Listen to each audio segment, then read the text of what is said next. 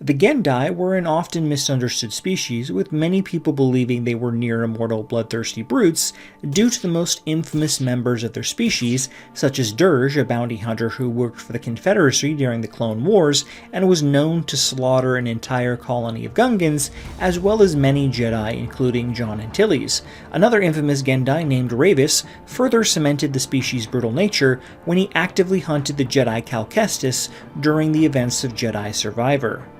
Despite these brutal examples of the Gendai species, most other members were peaceful, with many being renowned philosophers. The Gendai came from an unnamed planet that had lived in peace for generations until it was discovered shortly after the Great Hyperspace War by the Sith Empire. The Gendai species was decimated in the ensuing battle, with an unknown number escaping the planet before it was lost to history. Leaving their world behind, the remaining Gendai were scattered to the stars, seeking out a nomadic existence from planet to planet. Over the course of galactic history, the Gendai were largely absent from many of the great wars which plagued the established central government, only appearing time to time as the leaders of crime syndicates or bounty hunters. These individuals typically suffered from psychosis stemming from the degeneration of brain tissue due to advanced age. This was believed to be the case for both Durge and Rayvis as to why they exhibited such violent tendencies that other Gendai did not.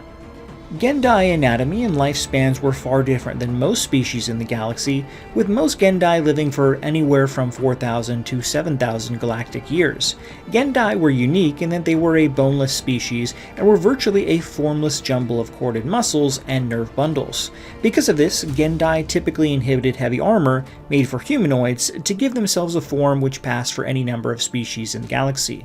The only distinct feature of the Gendai were their heads, typically bald. The Gendai faces were humanoid with 2 eyes, a nose, and a mouthful of razor-sharp teeth.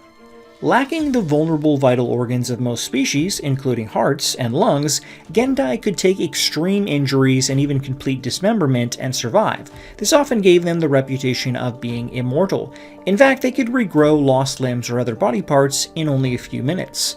Unlike most species, Gendai had a nervous system which was distributed throughout the body in the form of millions of nerve clusters. This fact gave the species near instantaneous reflexes, as well as the ability to sustain a high volume of injuries without any overall damage. So high was their sensory perception that the Gendai were able to feel a human's heartbeat from ranges of up to 200 meters.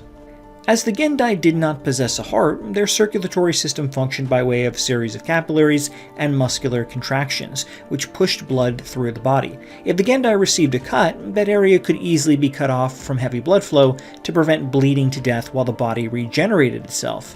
One of the Gendai's few weaknesses was that they could be forced into an extended period of hibernation if they took too many severe injuries across their entire form. During this time, the Gendai's regenerative abilities replaced the body mass which was lost. Ultimately, there were only 2 ways a Gendai could be permanently killed. The first was the complete vaporization or incineration of one's body, such as was the case with Durge when he was sent into a star. The second was the death of a Gendai brain via physical destruction, as it was the only aspect of their bodies that could not be regenerated. Sadly, for the Gendai species, their numbers were few after the destruction of their homeworld by the Sith. Coupled with an extremely low birth rate and the fact that the remaining members of the species were nomadic, it's unlikely that the species will be able to repopulate into a sizable number and will eventually be erased from history once the last few Gendai remaining die off.